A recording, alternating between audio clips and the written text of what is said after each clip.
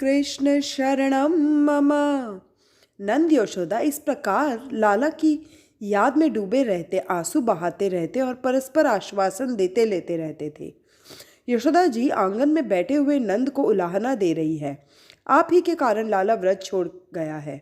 आप उन्हें गायों को चराने के लिए भेजते थे तो वह कहता था कि उसे अन्य गोप बालक नचाते और दौड़ाते हैं। व्रजवासी उसे सूखी रोटी खिलाते थे। सो वह परेशान होकर रूठ गया और गोकुल छोड़कर चला गया। वह गायों के पीछे दौड़ दौड़ कर थक हार गया सा यहाँ से चला गया। व्रज से जाते समय उसने वापस आने का वचन दिया था। मेरा आंसू वह देख नहीं पाता था। जब भी मैं रोती वह प्यार से मुझे मनाने लगता था। आज वह ऐसा निष्ठुर क्यों हो गया है?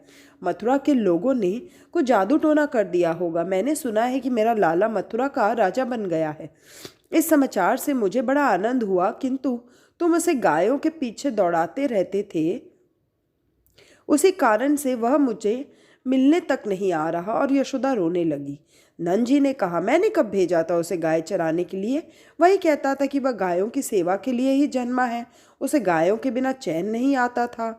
वह जब यहाँ था तब गाय खा पी कर कैसी रुष्ट पुष्ट रहती थी, किंतु अब तो लाला के विरह में गायों ने खाना पीना भी छोड़ दिया है। हाथी के बच्चों सी हृष्ट पुष्ट मेरी गायें आज दुबली पतली हो गई हैं। मुझसे तो यह दशा देखी नहीं जाती। मैं दुख के मारे गौशाला में पांव तक नहीं रख सकता हूँ। लगता है अब तो लाला भी मथुरा का राजा बनते ही अपने गायों को भूल गया है। यदि वह एक बार भी इधर आए तो व्रज सनाथ हो जाए। मुझे क्या खबर थी कि मथुरा जाते ही ऐसा निष्ठुर हो जाएगा। कन्हैया की गाय गंगी तो भूखी प्यासी वृंदावन में ही मारी मारी घूमती फिरती है, घर आती ही नहीं है। कन्हैया अपने माता पिता के लिए नहीं, कम से कम अपनी गायों के लिए तो एक बार इधर आ। तेरे बिना ये गायें मरियल सी हो गई हैं। तुझे गाय प्यारी थी सो तू उन्हें चराने ले जाता था। मुझे लगता है कि एक बार मैंने तुझे मूसल में बांधा था, इसलिए तू रूठ गया है और यहाँ नहीं आता है। इसी प्रकार नंद यशोदा सारा समय कन्हैया की याद में व्याकुल होकर आंसू बहाकर बिताते थे। किसी के आग्रह पर कभी कभार कंदमूल खा लेते थे। एक दिन वे दोनों आंगन में बैठकर कृष्ण की बाल लीलाओं की याद में खोए हुए थे कि एक कौवा आकर काँव काँव करने लगा। कौए की बोली शकुनमयी मानी जाती है। कौए को सुना तो यशोदा ने सोचा कि आज मथुरा से शायद कोई आएगा। वह कृष्ण के वचन को याद करते हुए कौए से कहने लगी, मेरा कन्हैया यदि आ जाए तो तेरी चोंच में सोने से मढ़वाऊंगी। श्री कृष्ण शरणम मम। तुझे मिष्ठान खिलाऊंगी। कौए, मेरा लाल कब आ रहा है? इधर उद्धव जी के रथ ने मथुरा की सीमा पार करके व्रजभूमि में प्रवेश किया। व्रजभूमि तो दिव्य है, सात्विक है, प्रेम भूमि है। यहाँ के पशु पंक्षी वृक्ष सब कुछ दिव्य है। ये सब भी राधा कृष्ण का कीर्तन करते हैं। वृंदावन की महिमा का वर्णन कौन कर सकता है? कृष्ण के जाने के बाद मथुरा के ग्वालबाल भी रोज प्रतीक्षा करते रहते थे। लाला ने शाम को लौटने का वायदा किया था, वह आता नहीं था, सो सब बच्चे रोते हुए घर लौट जाते थे। रोज का यही क्रम था। एक दिन श्रीदाम, मधुमंगल आदि सब ग्वालबाल रास्ते पर बैठे हुए लाला की प्रतीक्षा कर रहे थे कि दूर से रथ आता हुआ दिखाई दिया। बालकों ने सोचा कि लाला ही आया होगा। वे दौड़ते हुए रथ के पास पहुंचे, किंतु रथ में जो बैठा था वह नीचे नहीं उतरा। यदि कन्हैया होता तो कूद कर नीचे आकर गले लग जाता। उद्धव जी बालकों को देखकर भी रथ में ही बैठे रहे और बच्चों को कहने लगे, मैं श्री कृष्ण का संदेश लेकर आया हूँ, वह आने वाला है, मैं उद्धव हूँ। बालक कहने लगे, उद्धव जी, हम कन्हैया को सुखी करने के लिए उसकी सेवा करते थे। कभी हमने तो ऐसा नहीं सोचा था कि वह निष्ठुर हो जाएगा। कन्हैया के बिना यहाँ सब सूना सूना लगता है। वंशीवट, यमुना किनारा, वृंदावन सब कुछ सूना और उदास है। यहाँ था तब तो वह हमसे बड़ा प्यार करता था, किंतु लगता है वहाँ जाकर वह हमें भूल गया है। उद्धव जी, उससे कहना कि गोवर्धन नाथ व्रज में सभी उसे याद करते हैं। उसके बिना व्रज उजड़ गया है। वह कब आएगा इधर? बालक उद्धव जी को नंद बाबा के घर का रास्ता दिखलाते हुए कहने लगे, अच्छा हुआ कि तुम आ गए। हमें भी कन्हैया को संदेशा भेजना है, किंतु तुम पहले नंद यशोदा के पास जाकर उनको सांत्वना दो। वे रात दिन लाला की प्रतीक्षा में रोते आए हैं। हम फिर मिलने आएंगे। इधर यशोदा कौए से बात कर रही थी कि वह रथ आंगन में आ पहुंचा। नंद यशोदा ने माना कि कन्हैया ही आ रहा है। दोनों की जान में जान आ गई। दोनों रथ की ओर दौड़ पड़े। दोनों पुकार उठे, कन्हैया आया, लाला आया। वे दोनों दौड़ते हुए रथ के पास पहुंचे, किंतु उसमें कन्हैया नहीं, कोई और ही था। कृष्ण को न देखा तो कृष्ण को पुकारते हुए नंद जी मूर्छित हो गए। उद्धव जी को तो समझ में नहीं आ रहा है कि ये लोग कृष्ण का नाम लेकर क्यों रो रहे हैं। यशोदा जी धीरज धरकर एक दासी से कहने लगी, यह कोई बड़े व्यक्ति लगते हैं, इनका स्वागत करो। श्री कृष्ण शरणम मम। उद्धव जी स्नान और भोजन आदि से निवृत्त होकर आराम करने लगे। दासी ने नंद जी से कृष्ण के मित्र के आने का समाचार कहा तो उनकी मूर्छा दूर हो गई। नंद बाबा ने आंखें खोली। नंद जी को प्रणाम करते हुए उद्धव जी ने कहा, मैं आपके कन्हैया का मित्र उद्धव हूँ और उसका संदेश लेकर आया हूँ। नंद जी ने भी कुशल मंगल पूछा। उन्होंने सोचा कन्हैया स्वयं नहीं आ सका होगा, सो अपने मित्र को भेजा होगा। उद्धव जी, अच्छा हुआ कि आप आए। कंस की मृत्यु से यह सब यादव सुखी हुए होंगे। उद्धव जी सच सच बतलाना, क्या कन्हैया कभी हमको याद भी करता है क्या? अपि स्मरति न कृष्ण मातरम सुहृद सखिना गोपान व्रजम चात्मनाथम गावे वृंदावन गिरिम। उद्धव जी, यहाँ की गोप गोपियाँ, तरुवर, गिरी, गाय, वन सभी कन्हैया को ही अपना सर्वस्व मानते हैं। क्या कन्हैया कभी हम सबका स्मरण करता भी है? उद्धव जी, कन्हैया से कहना कि यह गिरिराज या यमुना उसी की प्रतीक्षा कर रहे हैं। उसकी गंगी गाय तो वन में घूमती रहती है। वह वही यमुना है जिसमें कृष्ण जल क्रीड़ा करता था। यह वही गिरिराज है जिसको उसने अपनी अंगुली पर उठा लिया था। यह वही वन प्रदेश है जहाँ श्री कृष्ण गायों को चराता हुआ बंशी बजाता था। यह मैदान देखो जहाँ कन्हैया अपने मित्रों के साथ खेलता रहता था। उद्धव जी, उन सबको देखकर मेरा मन श्री कृष्णमय हो जाता है और मैं पागल सा हो जाता हूँ। मुझे लगता है कि कन्हैया मथुरा में नहीं, यहीं है। मैं देख रहा हूँ कि वह पल्ले में सोया हुआ है। कल सारी रात मैं उसे पल्ले में झुलाता रहा और उससे बातें करता रहा। सुबह हुई तो मैंने सोचा जगा दूँ, नहीं तो गाय चराने में देरी हो जाएगी। जो ही मैंने पल्ले में झांक कर देखा तो वहाँ कुछ भी नहीं पाया। मैं उसे कैसे भूलूं? मुझे रोज रोज उसकी बांसुरी की मधुर तान सुनाई देती रहती है। कल मैंने देखा कि वह कदम की डाली पर बंसी बजा रहा था। मुझे लगा कि वह कई घंटों से बंसी बजा रहा है, सो उसे भूख लगी होगी। मैं माखन मिश्री लेकर उस कदम्ब पर चढ़ा तो वहाँ तो कोई था ही नहीं। उद्धव जी, कई बार मुझे लगता है कि वह मेरी गोद में बैठा हुआ खेल रहा है, मेरी दाढ़ी खींच रहा है। यमुना में स्नान करने जाता हूँ तो लगता है कि वह मेरे पीछे पीछे चला आ रहा है। उद्धव जी, मैं उसे अपने कंधों पर बिठला कर घुमाता था, सो मुझे कई बार आभास होता है कि वह मेरे कंधों पर बैठ गया है। वह समय अब कब वापस आएगा? उद्धव जी, मेरा कन्हैया कब लौटेगा? उसने कंस जैसे राक्षसों का वध किया, सो लोग उसे ईश्वर मानते हैं। उन्हें जो ठीक लगे वह माने, किंतु मेरा तो वह पुत्र है। कन्हैया मेरा है, मेरा ही है। श्री कृष्ण शरणम मम। नंद जी की आंखों से आंसू बहने लगे। मुझे तो पलने में, घर के कोने कोने में, आंगन में, यमुना के किनारे, हर कहीं कन्हैया ही दिखाई देता है। उद्धव जी, वह कब लौटेगा? मैंने उसका कौन सा अपराध किया है जो वह रूठ गया है? उद्धव जी, वसुदेव जी से कहना कि कन्हैया उन्हीं का पुत्र है। मैं उनका दास हूँ। लाला से कहना कि उसकी माता सारा दिन रोती रहती है। वह जब यहाँ था तो माता को मना लेता था, अब उसे कौन मनाए? नंद जी इतना बोलते बोलते तो व्याकुल हो गए। उद्धव जी उलझन में पड़ गए। मैं इन्हें क्या उपदेश दूँ? इन्हें तो हर कहीं कृष्ण ही दिखाई देते हैं। पलने में, घर में, आंगन में, वन में, यमुना किनारे, कदम की डाली पर कृष्ण के ही दर्शन करते हैं ये नंद जी। ब्रह्म की सर्वव्यापकता का उपदेशक होकर भी मैं वैसा अनुभव आज तक नहीं कर पाया हूँ। मैं ऐसी ब्रह्म दृष्टि वाले नंद जी को क्या उपदेश दूँ?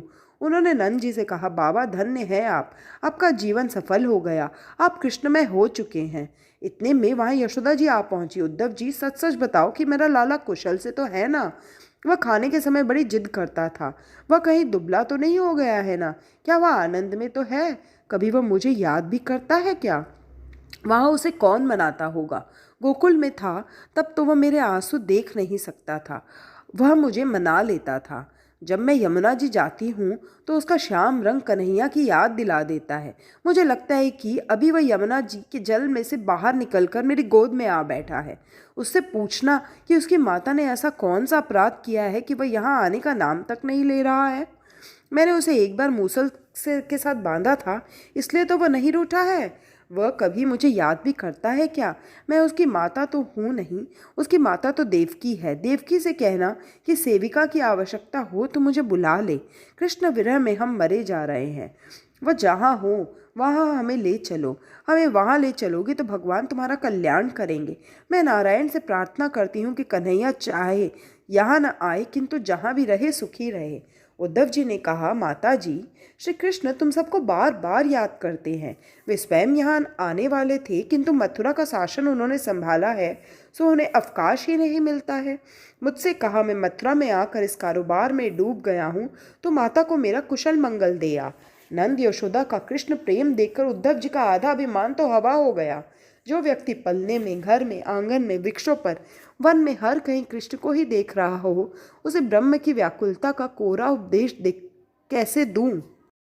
श्री कृष्ण शरणम मम। ये दोनों तो हर कहीं बुद्धि और मन से ब्रह्म की सर्वव्यापी रूप का अनुभव कर रहे हैं। बातों ही बातों में प्रभात हो गया। ब्रह्म मुहूर्त में गोपियां स्नानादि से निवृत्त होकर कृष्ण कीर्तन करती हुई दधि मंथन करने लगी। उनकी आंखें भीग जाती थी।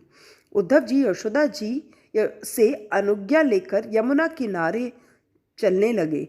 सखियों को भी कन्हैया का उपदेश देना था। गोपियों का कृष्ण कीर्तन सुना तो उन्होंने सोचा कि जिनके कंठ इतने मधुर है वे कैसी अद्भुत स्वरूपा होंगी। उन्होंने अब तक किसी गोपी का दर्शन पाया नहीं था। ब्रह्म मुहूर्त में कृष्ण कीर्तन करने वाले इन ब्रजवासियों को धन्य है। कृष्ण के स्मरण मात्र से इनके हृदय द्रवित होते हैं। उद्धव का ज्ञान गर्व अब धीरे धीरे मिट रहा था। ऊधो बयो सूधो। उद्धव का ज्ञान भक्ति रहित था, सो कृष्ण ने उनको व्रज भेजा था। उद्धव जी नंद यशोदा सी प्रेम मूर्ति को देखकर आनंदित हो गए। दधि मंथन के बाद नंद जी के आवास की ओर देखकर प्रणाम करने का गोपियों का नियम था। आज नंद के आंगन में वे सब प्रणाम करने आई तो वहाँ रथ देखा। रथ को देखा तो उनको अक्रूर प्रसंग याद आ गया।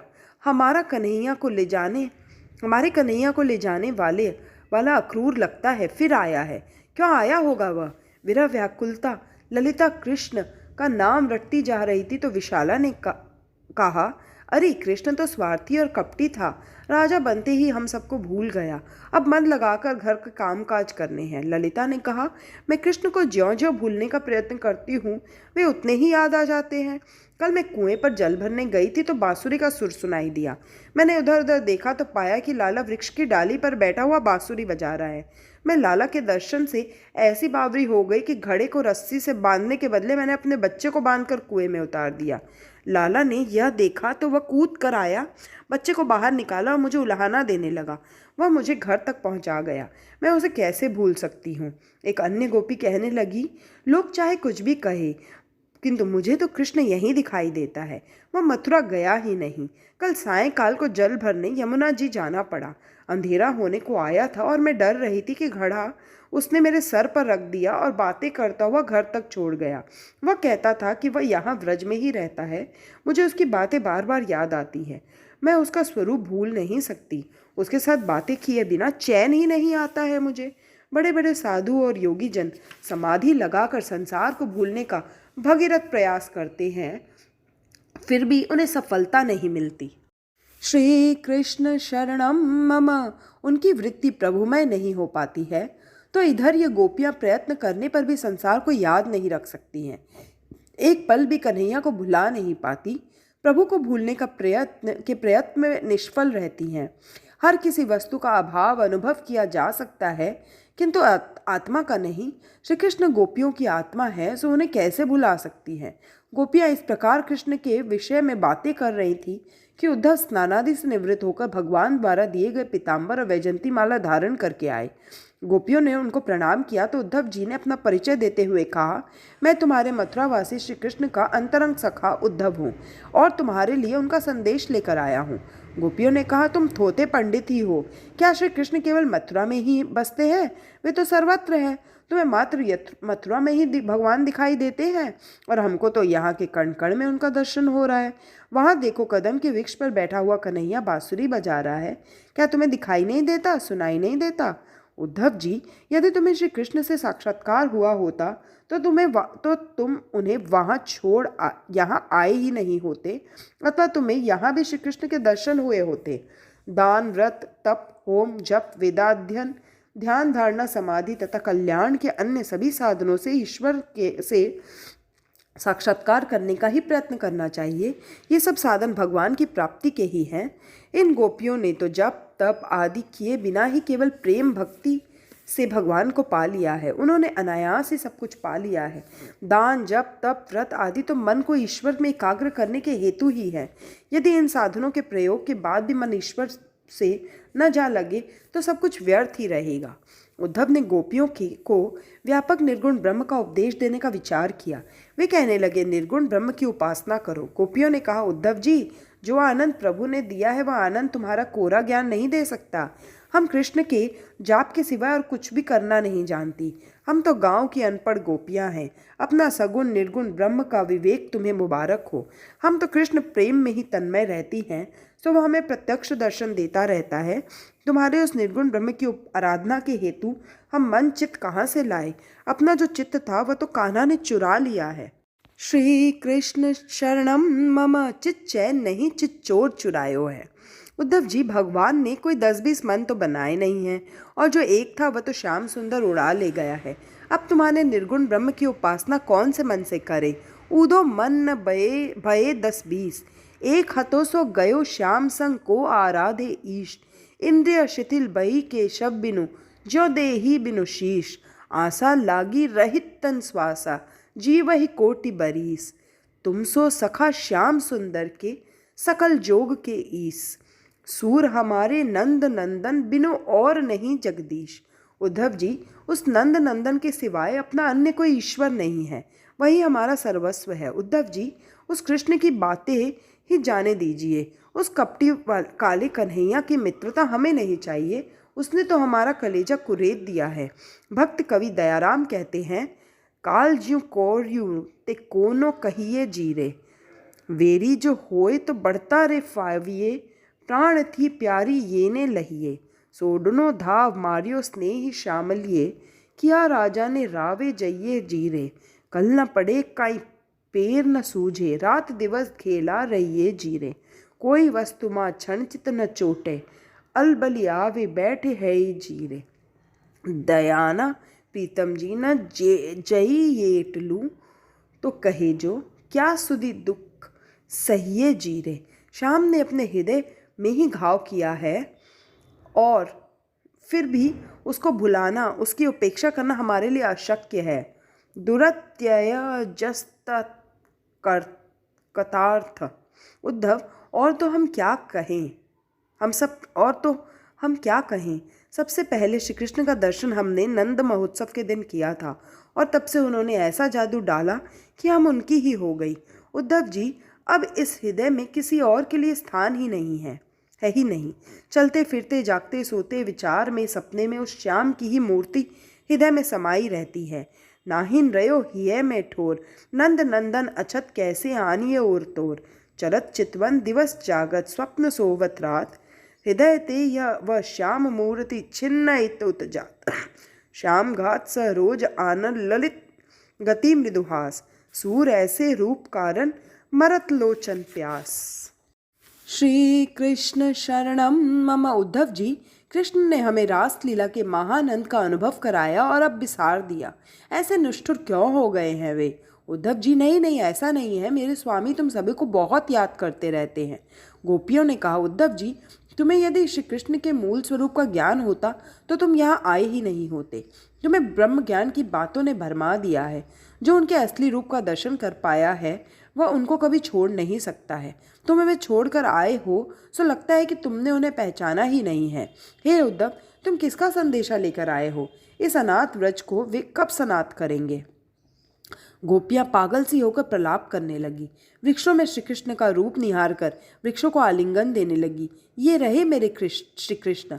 अब उद्धव जी गहरी सोच में डूबे जा रहे हैं। ये गोपियां, ये नंद यशोदा, पलने में, घर में, आंगन में, वृक्षों में, जल में, धरती के कण कण में श्री कृष्ण ब्रह्म के अस्तित्व का अनुभव कर रहे हैं। यह अनपढ़ गंवार होकर भी ब्रह्म की सर्वव्यापकता का अनुभव कर रहे हैं। इधर एक मैं हूँ जो बरसों से व्यापक ब्रह्म के वेदांत का रटन चिंतन करता हूँ, फिर भी उनका दर्शन और अनुभव नहीं हो पा रहा। मेरा शुष्क ज्ञान निष्फल हो ही रहा। मेरा ज्ञान पंडिताई निरर्थक ही रही। मैं बुद्धि लड़ाता रहा, वेदांत के सिद्धांतों में उलझता रहा, किंतु ब्रह्म का अनुभव नहीं कर पाया। ज्ञानार्जन एक बात है और ज्ञानानुभव दूसरी। ज्ञानार्जन का महत्व होते हुए भी ज्ञानानुभव का महत्व अधिक है। सखिया उद्धव जी को राधिका जी के दर्शन कराने ले गई। सखियों ने मंडली में विराजमान श्री राधिका जी की शोभा अवर्णनीय है। नव वर्ष की निर्दोष वय, सादगी भरा श्रृंगार, मुख पर दिव्य तेज की आभा, सात्विकता और प्रेम की मूर्ति, जगत के आनंद दाता श्री कृष्ण की आनंददायिनी श्री राधिका जी को उद्धव जी ने साष्टांग प्रणाम किया। किंतु राधिका जी का शरीर श्री कृष्ण के विरह के कारण सूखे कांटे जैसा हो गया था। मन व्याकुल और व्यथित था। केश रूखे सूखे और बिखरे हुए थे। चंद्रमुख शुष्क हो गया था। मुख से वेदना भरी आहें निकल रही थी और आंखों से अश्रुधारा बह रही थी। इस प्रकार वे दुख वल्लरी सी दिखाई दे रही थी। सूख कर काटा हुआ तन, विकल बेहाल मन, बाल बिखरे शुष्क थे, मुरझा हुआ था विधु बदन। वह निकलती आती थी आंख आंसू से भरी।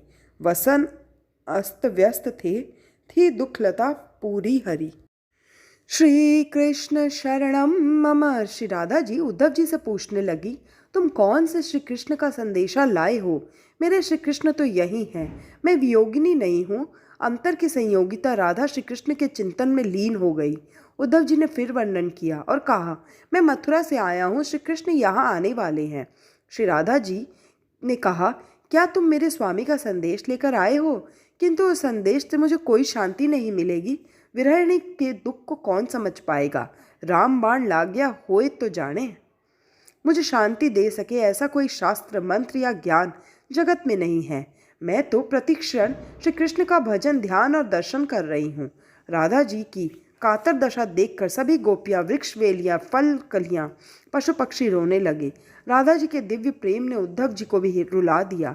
मैं इस राधिका को क्या उपदेश दूंगा? श्री राधा जी के मुख कमल की सुवास से एक भ्रमर आकर्षित होकर मंडराने लगा। राधिका जी उसे दूर करने लगी। तो कपटी है, काले कृष्ण का कपटी बंधु है, मेरे पास मत आ। उद्धव जी ने फिर राधिका जी को प्रणाम किया। 47वें अध्याय के 12 से 21वें श्लोक भ्रमर गीत के नाम से जाने जाते हैं।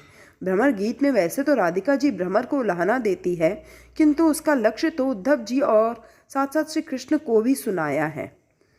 भ्रमर गीत एक वचन में है और वेणु गीत, युगल गीत आदि बहुवचन में। उद्धव जी कहते हैं, श्री कृष्ण को कपटी मत कहो, वे तो दया और प्रेम के सागर है। वे तुम में से किसी को भी नहीं भूल पाए। वे तुम सभी को बार बार याद करते हैं। राधा जी ने कहा, उद्धव तुम उन्हें अच्छी तरह पहचान ही नहीं पाए हो। यदि उनके मूल स्वरूप का ज्ञान और अनुभव तुम्हें हुआ होता तो तुमने उनको छोड़ा ही नहीं होता। तुम्हें ज्ञान और शास्त्र की बड़ी बड़ी बातें करके उन्होंने छला है।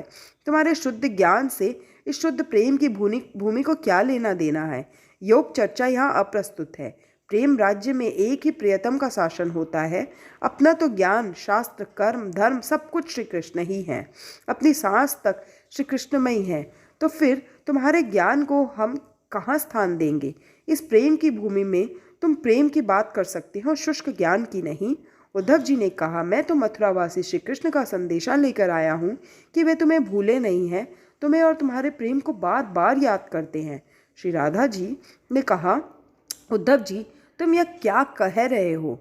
भगवान सर्वव्यापी है, फिर भी तुम उन्हें केवल मथुरावासी बता रहे हो। षट शास्त्रों का तुमने अभ्यास तो किया, किंतु कोरे ही रहे तुम। शास्त्रों में डूब गए, किंतु मोती पा न सके। श्री कृष्ण शरणम मम। उद्धव जी, मेरे कृष्ण केवल मथुरा में नहीं, हर कहीं बसते हैं। मुझे तो चारों ओर वही दिखाई दे रहे हैं। श्री कृष्ण यहाँ के कण कण में है, हमारे मन में है, हमारे हृदय में है, हमारे रोम रोम में वे बसे हुए हैं। वह कपटी कभी सामने आता है तो कभी छिप जाता है। तुम तो 2-4 महीनों से सेवा कर रहे हो, मैं तो उनकी जन्म जन्मांतर की दासी हूँ। तुम उनके विषय में क्या जानते होगे? कृष्ण स्वार्थी था, तभी तो सुग्रीव का पक्ष लिया था उसने अपने रामावतार में। वह कपटी है, तभी तो हमें छोड़ गया है। तुम मुझे बार बार वंदन क्यों कर रहे हो? यहाँ क्यों आए हो? तुम्हें अपने कन्हैया ने भेजा है तो हम तुम्हारा स्वागत तो करती हैं, किंतु हम अनपढ़ों को तुम्हारे शास्त्र ज्ञान से क्या वास्ता? उद्धव जी ने मान लिया कि उनके अपने ही शब्द गोपियाँ वापस दे रही है। उन्होंने कृष्ण से गोपियों को अनपढ़ कहा था। उद्धव जी ने कहा, मुझे क्षमा करो राधिका जी, मैंने तुम्हारा अपमान करके अपराध किया था, तब मैं ही अज्ञानी था।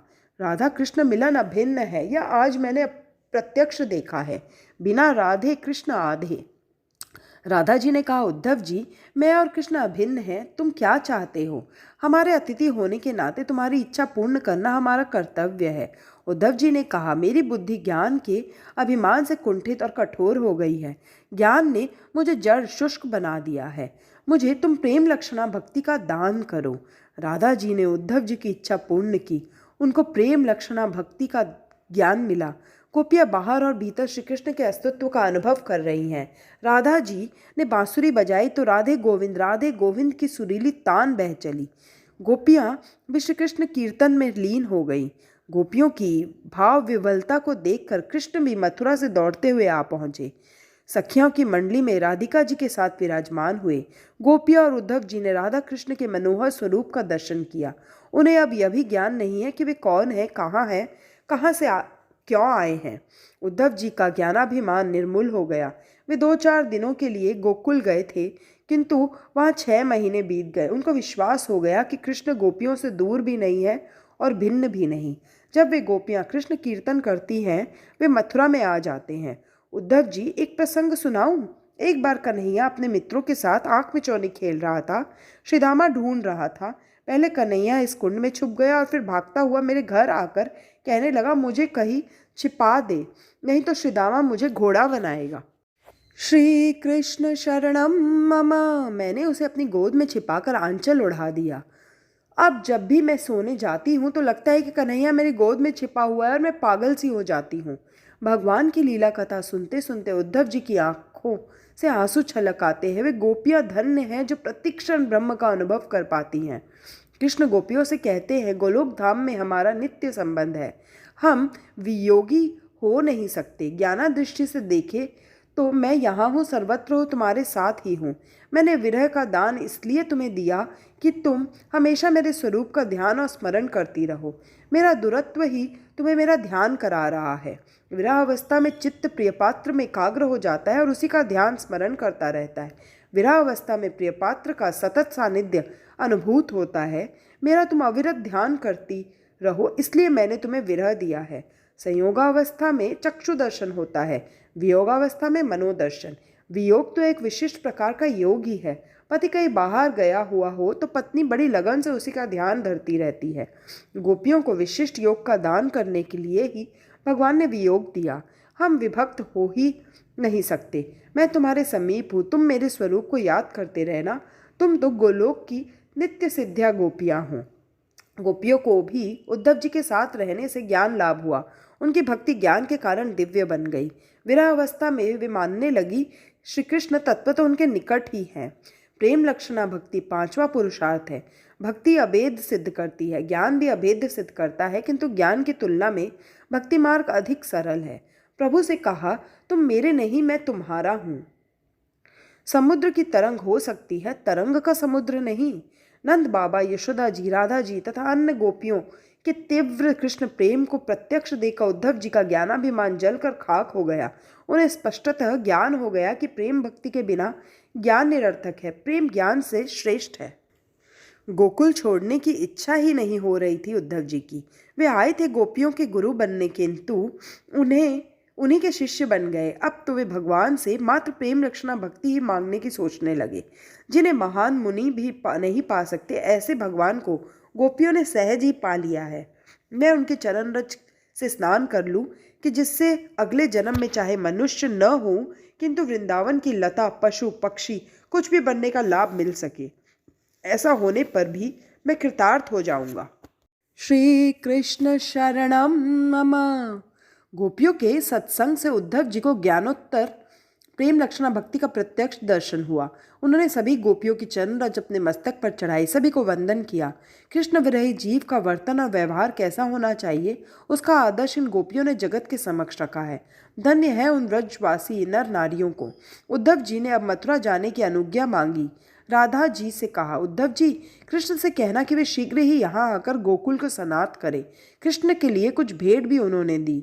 इस समय यशोदा और नंद जी भी आ गए। उन्होंने संदेशा भेजा, मनसो वृत्यो न स्यु कृष्णा पादाम्बुजाश्रया वाचो अभिधायिनी नाम्ना नायस्तत्म हृणादिषु कर्म माणा नाम यत्र क्वापीश्वेरक्षया मगलाचरिते दानैरतीर्ण कृष्ण ईश्वरे। उद्धव जी, हम तो यही चाहते हैं कि अपनी सभी वृत्तियां और संकल्प श्री कृष्ण के चरण कमलों के आश्रित रहे और उनकी सेवा में ही लगे रहे। अपनी वाणी उन्हीं का नामोच्चार करती रहे, अपना शरीर उन्हीं की सेवा करता रहे। हमें मोक्ष की इच्छा नहीं है। अपने कर्म प्रभु की इच्छा के अनुसार हमें जिस किसी योनि में जन्म मिले, हम शुभाचरण दान धर्म करते रहे। ईश्वर के प्रति हमारी प्रीति उत्तरोत्तर वृद्धिगत होती रहे। संदेश सुनाते सुनाते नंद, यशोदा और गोप गोपियों का हृदय भर आया। इन दोनों श्लोकों के में समग्र भागवत का हृदय समाहित है। विषयों के प्रति वैराग्य और कृष्ण के प्रति प्रीति उत्पन्न करने वाले ये दो श्लोक भागवत की आत्मा हैं। उद्धव जी, कृष्ण से कहना कि मेरा मन सदा सर्वदा उन्हीं में रमता रहे, मेरा मन संसार के किसी पदार्थ की ओर न चला जाए, मेरी वाणी कृष्ण का जप करती रहे और दृष्टि उनका दर्शन। यदि प्रारब्ध कर्मानुसार जन्म देना ही है तो किसी पवित्र वैष्णव के घर में देना कि जिससे कृष्ण कीर्तन सुनने का लाभ सदा मिलता रहे। कृष्ण कीर्तन सुनकर मैं कृतार्थ होता रहूं और सेवा में तन्मय होने का अवसर मिले। यशोदा जी कहने लगी, उद्धव जी, कन्हैया से कहना कि उसे इच्छा हो तो यहाँ आए, केवल हमारे लिए आने का कष्ट न करे। यदि उसे वही सुख आनंद मिलता है तो वही रहे। हमारे वियोग से यदि उसे सुख होता हो तो वह मथुरा से यहाँ आने का कष्ट न करे। हम तो यहाँ उसके विरह में जलने और आंसू बहाने में भी सुख ही मानेंगे। श्री कृष्ण शरणम मम। हमारे सुख के लिए उसे श्रम करने की कोई आवश्यकता नहीं है, वह जहाँ भी रहे सुखी रहे। इतना कहते यशोदा जी को भी रोना आ गया। यशोदा जी की भक्ति पुष्टि भक्ति है। पुष्टि भक्त अपने सुख का नहीं, अपने आराध्य के सुख का ही विचार करता है। राधा जी ने कहा, उद्धव जी, कृष्ण की यहाँ बांसुरी और कमली भी लेते आओ। इन्हें मैं यहाँ रखकर क्या करूँगी, तुम कृष्ण को ही दे देना। उद्धव, कृष्ण तो अब बड़ा राजा बन गया है, उसके लिए मैं क्या भेजूं? मैंने माखन मिश्री तैयार रखी है, सो तुम उसे मेरी ओर से खिला देना, किंतु मेरा नाम मत लेना। उद्धव जी ने सबको धीरज देते हुए कहा, आप अब चिंता न करें, मैं कृष्ण को शीघ्र ही यहाँ ले आऊँगा। उद्धव जी का रथ मथुरा की दिशा में बढ़ने लगा। उनका मन में विचारों की गहराइयों में गोता लगाने लगा। मैं आज तक मानता था कि कृष्ण करुणानिधि कृपा सागर है, किंतु लगता है कि वे तो कठोर है। इन भोले व्रजवासियों को विरह अग्नि में जला रहे हैं। मैं उनको उपालंब दूंगा। उद्धव जी मथुरा आ पहुंचे, कृष्ण के पास आए। अंतर्यामी श्री कृष्ण जानते हैं कि उद्धव क्या कहने जा रहे हैं, सो वे कहने लगे, उद्धव, जब तुम इधर थे तो मेरी प्रशंसा करते थे, अब गोकुल हो आए तो गोपियों की प्रशंसा करने लगे हो। मैं निष्ठुर नहीं हूँ। भगवान ने उद्धव जी के मस्तक पर अपना वरद हस्त पधराया। उद्धव जी समाधिस्थ होकर देखने लगे कि यह सब तो कृष्ण की लीला मात्र है। वे तो मथुरा में भी है और गोकुल में भी। भगवान ने अपनी सभी गोकुल लीलाओं का दर्शन कराया। एक स्वरूप मथुरा में दिखाई दिया तो दूसरा गोकुल में। एक स्वरूप यशोदा की गोदी में था तो दूसरा राधिका जी के साथ रास रचा रहा था। उद्धव, मेरी यशोदा माता ने प्रेम बंधन से मुझे इस प्रकार बांध दिया है कि मैं वृंदावन छोड़ ही नहीं सकता, चाहे मैं मथुरा में दिखाई दूँ, किंतु मैं होता तो हूँ गोपियों के पास ही। मैं गोपियों से अभिन्न हूँ, राधा कृष्ण एक ही हैं। उद्धव का गोकुलागमन प्रसंग ज्ञान और भक्ति के मधुर कलह का चित्रण है। उद्धव के ज्ञान और गोपियों की भक्ति, निर्गुण और सगुण का यहाँ संघर्ष और समन्वय है। भगवान की गोपी प्रेम लीला की कथा दशम स्कंद के 48वें अध्याय पर समाप्त होती है। भगवान की राजस लीला का आरंभ होने जा रहा है। राजस भक्तों के मन के निरोध के लिए राजस लीला की कथा है। कृष्ण कथा सभी प्रकार के जीवों को आनंद देती है। कृष्ण सभी जीवों को अपनी ओर आकर्षित करके परमानंद का दान करते हैं। श्री कृष्ण शरणम मम। कुब्जा को भी उन्होंने कृतार्थ किया। भगवान ने अक्रूर जी के घर आकर उनको आज्ञा दी, धृतराष्ट्र पांडवों को लक्षागृह में भस्मीभूत करना चाहता है, सो तुम धृतराष्ट्र के घर 2-4 दिन ठहर कर यह देखाओ कि वह पांडवों के लिए कैसी भावना रखता है। तुम वहाँ प्रत्यक्ष जाकर परीक्षा कराओ। अक्रूर जी हस्तिनापुर आकर धृतराष्ट्र के पास 2 मास तक रहे और उसको उपदेश भी दिया। हे धृतराष्ट्र, जीव अकेला जन्म लेता है और मरता भी अकेला ही है, सो कुटुंब के लिए पाप करना अत्यंत अनुचित है। आंखों का अंधा अंधा नहीं है, किंतु जिसकी आंखें होते हुए भी जो लोभ, मोह, मद, काम की पट्टी के कारण नहीं देख सकता, तो वही अंधा है। धृतराष्ट्र की आंखें मोह और लाभ से अंधी हो गई थी। जिसकी आंखों को रुपए पैसों ने घेर लिया है, वही धृतराष्ट्र है। धृतराष्ट्र सा लोभी अक्रूर जैसों के सत्संग से भी सुधर नहीं पाता। मृत्यु के समय धन नहीं, धर्म और सत्कर्म ही साथ जाते हैं। फिर भी विचित्रता से देखो कि मनुष्य विषय सुखों के पीछे ही भागता रहता है। वह संसार के सिवाय अन्य कहीं आनंद ढूंढने का प्रयत्न ही नहीं करता है। अक्रूर जी ने धृतराष्ट्र से पूछा, तुम जानबूझकर ये पाप या कपट क्यों कर रहे हो? धृतराष्ट्र ने कहा, आपकी बात तो पते की है, किंतु दुर्योधन ने के मेरे पास आते ही मेरा सारा ज्ञान, विचार, विवेक हवा हो जाता है। जो सच्ची और योग्य बात समझ कर भी पाप करता है, जानबूझकर पाप करता है, वह धृतराष्ट्र है। भगवान की भी अब तो इच्छा है कि कौरवों का विनाश हो जाए। बीज शुद्ध होने पर भी कुसंग के कारण जो बिगड़ता है वह शठ है। जिसका बीज ही दुष्ट है वह खल है। शठ सत्संग से सुधर सकता है, किंतु खल नहीं सुधर पाता। मंदार मूले वदनाभिरामम बिंबधारे पूरित वेणुनादम गोगोप गोपी जन मध्य संस्थम गोविंद दामोदर माधवेति। जिसका मुखार बिंद अतिशय मनोहर है, जो बिंब समान लाल अधरों पर बांसुरी रखकर मधुर तान छोड़ रहे हैं, जो कदम्ब वृक्ष के नीचे गायों, गोपों और गोपियों के मध्य विराजमान है, ऐसे भगवान का हे गोविंद, हे दामोदर, हे माधव ऐसे संबोधनों से सदा सर्वदा स्मरण करना चाहिए। छूटी कैद सिंहासन पाया, हरि ही तिलक साथ ले आया, श्याम कृपा सब मंगल साज, उग्रसेन अब यादव राज।